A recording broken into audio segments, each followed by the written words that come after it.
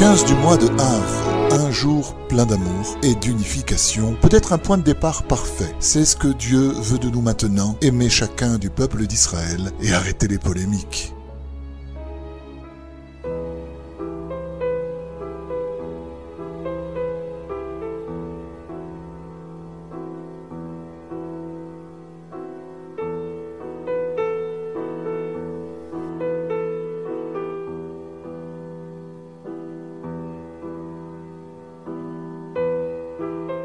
Il existe une chose qu'Hachem ne supporte vraiment pas, la colère. Et surtout lorsque deux personnes gardent dans leur cœur des sentiments et des charges négatifs l'un l'autre. On n'est pas obligé de s'éloigner jusqu'à la colère. Il est possible d'observer cela comme une égalité précise. De la même façon que Dieu aime la paix, ainsi il hait les disputes, la haine gratuite.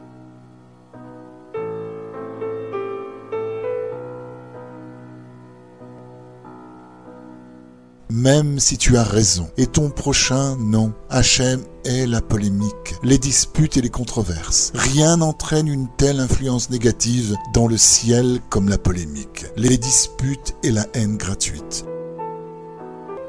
Pourquoi? Car tous ces mauvais caractères sont un défaut dans la foi, ou un vrai manque de foi. Sur ce point, les gens me posent la question. Comment peux-tu dire cela? Regarde combien de polémiques et de controverses se trouvent dans le peuple d'Israël, dans tous les courants.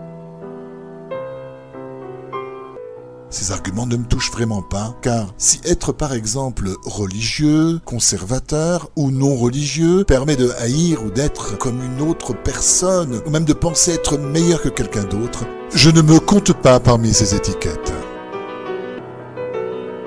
Il s'agit de notions erronées et fausses à mes yeux, tant que leur utilisation amène à une haine gratuite. Une personne peut avoir l'allure religieuse, une veste longue, avec des péotes longues jusqu'aux genoux, mais en lui, il peut être un homme plein de mauvaises envies, mauvais désirs et beaucoup de polémiques.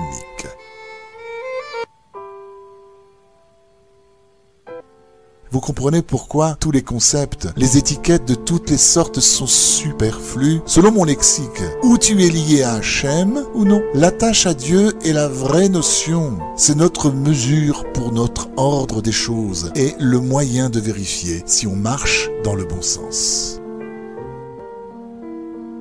Nous, le peuple juif, devons nous réveiller. Lorsque Levi Kaltsky, Alav Shalom, que son âme repose en paix, a été assassiné, les gens ont été effrayés. Mais après que les Shiva, la semaine du deuil, se sont terminés, la routine continua. Toutes les paroles élevées sur l'amour du peuple d'Israël, l'amour gratuit et l'unicité du peuple d'Israël sont restées dans les vieux journaux, avec lesquels on emballe déjà les poissons au marché. Les personnes sont retournées dans la routine habituelle.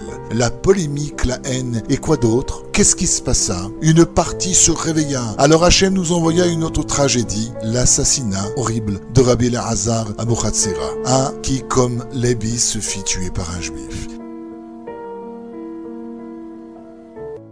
Qui a entendu une telle chose? Qu'est-ce qui se passe ici? Les vrais sages, cachés, humbles, nous disent qu'un grand décret planait sur le peuple d'Israël. Nous sommes tellement proches du Mashiach. C'est pourquoi Hachem veut qu'on perfectionne nos chemins et nos midotes, et le plus vite possible.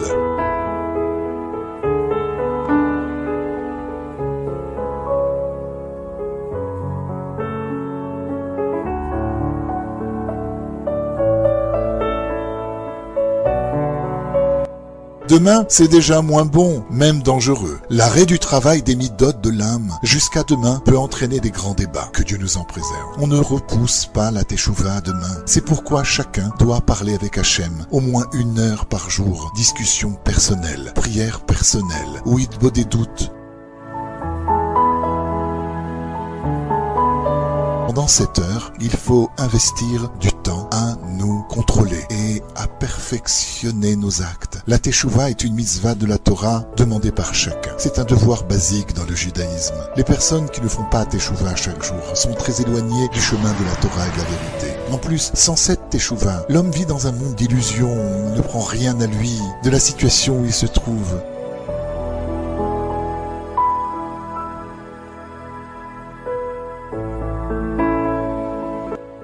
car de son côté, il est déjà le tzaddik le plus grand de sa génération. Mais encore, lorsqu'il arrive à la maison, il crie sur sa femme. Il n'existe pas un plus grand orgueil dévoilé que de crier sur sa femme et ses enfants.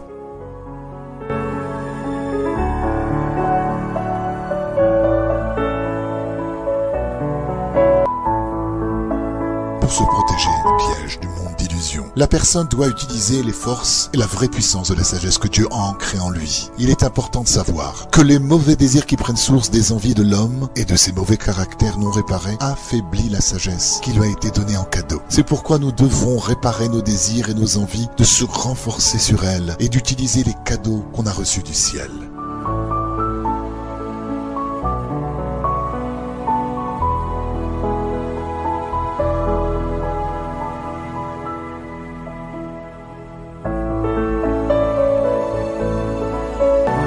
Comment tout cela est relié à la polémique? Pourquoi les gens se disputent l'un l'autre, se battent, se plaignent? La réponse est simple. Les mauvais penchants se renforcent sur la vraie sagesse. Si l'homme s'attache à Hachem, il ne sera pas seulement humble, mais il voudra de toute sa force la paix. Lorsque tu te disputes avec quelqu'un, tu montres que tu n'as pas encore annulé de toi ton ego et ton orgueil. Car s'il n'y a pas d'orgueil, alors il n'y a pas de dispute.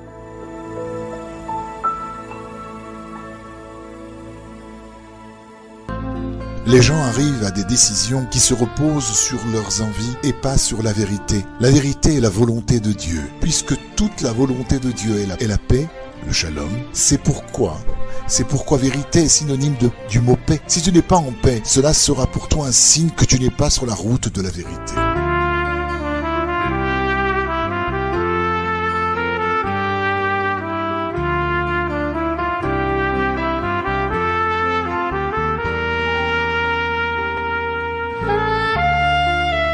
Un cœur pur, qui désire s'attacher à Hachem, entraînera obligatoirement à l'amour d'Israël.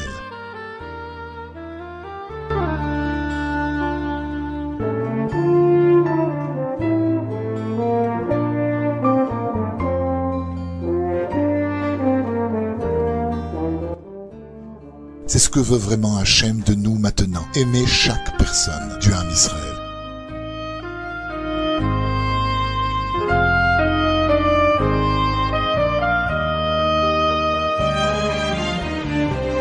Et qu'on arrête la polémique et la haine gratuite.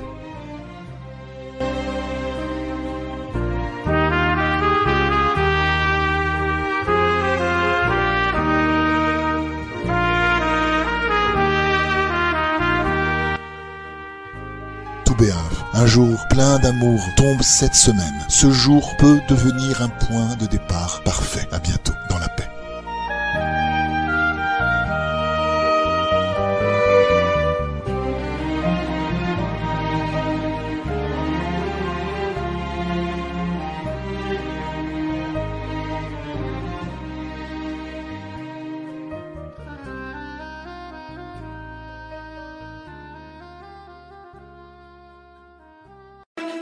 Que cette année puisse en être une de liberté, d'abondance et de véritable libération de notre peuple. Amen. À très bientôt.